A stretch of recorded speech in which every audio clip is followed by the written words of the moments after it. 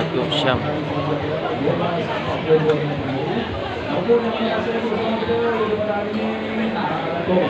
Tiara padu, tiara padu. Wah, ada apa tidak? Ini Apung balik macam biasa. Apung balik, CEO Apung balik.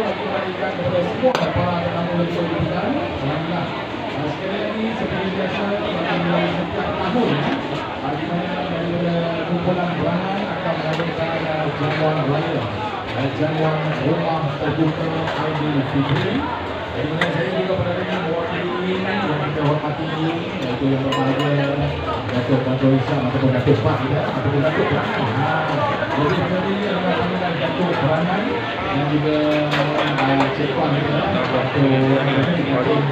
Puan Fatimah kita untuk bersama-sama meraihkan majlis jamuan rumah terbuka Aidilfitri kumpulan 2022.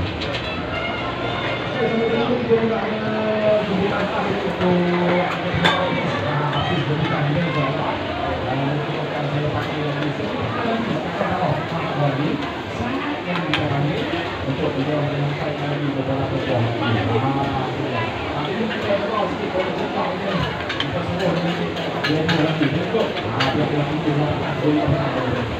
Jadi saya bersama rumah video kan.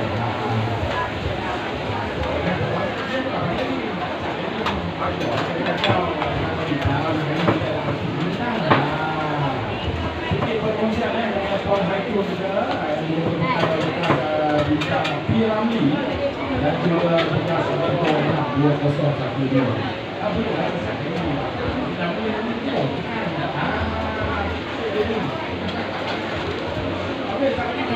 Buatlah di channel TikTok Mr. Along DJ. Di TikTok tu boleh kita follow share.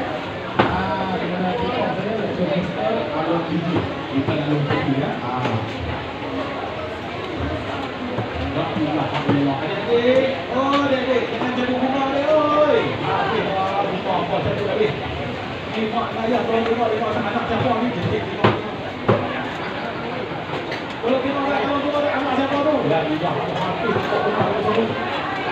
Hei, kita nak cakap ni tinggal gokiak dah. Apa ada tinggal gokiak dah.